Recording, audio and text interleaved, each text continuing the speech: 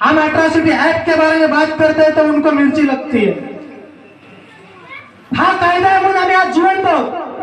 हा जर कायदा नसता तर जुन्या गडावरासारखं आणि गुराढोरासारखं आम्हाला मारला गेला असतं। एवढी मोठी ताकद भारतीय संविधानानं आम्हाला एट्रॉसिटी ऍक्टच्या अंतर्गत दिलेली आहे।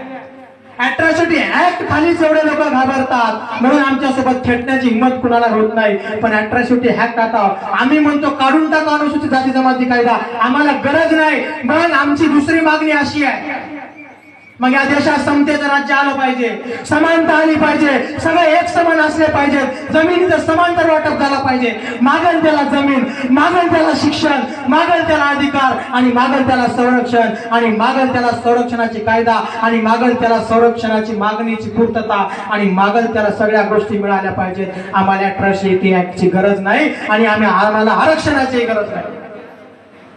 आहे का द्यायला कोणी तयार? आम्ही शिक्षण संस्थेत ऍडमिशन घ्यायला जातो, 5-5 लाख रुपये डोनेशन फीस आम्हाला मागली जाते। ही सगळ्यात मोठी शोकांतिका आहे। आमच्याकडे टॅलेंटची कमी नाही। UPSC topper Tina Dabi, she belongs from schedule caste, या वर्षीची topper belong from schedule caste. एमपीसीचा रिझल्ट बघा, आमच्या पुरी टॉपरवर आहेत, सगळ्या अनुसूचित जाती म्हणून येतात। या वर्षीचा आयआयबीचा रिझल्ट बघा, आमचे मुलं टॉपरवर आहेत, सगळ्या अनुसूचित जातीतून येतात। आणि एवढंच काय, या देशाच्या एमपीएससी यूपीएससी सोडा, या 10वी-12वीचे निकाल बघा, टॉपरला आमच्याच समाजातील मुलं आहेत। या देशामध्ये आमच्याकडे मेरिट आहे, आमच्याकडे नाही ती फक्त जात। बरोबर ना? आमच्याकडे मेरिट आहे, फक्त आमच्याकडे जात नाही आणि ही जात आमच्याकडे नसल्यामुळं आमचं पोरगण पोरगी समोर जात नाही। ही सगळ्यात मोठी आमची शोकांतिका आहे।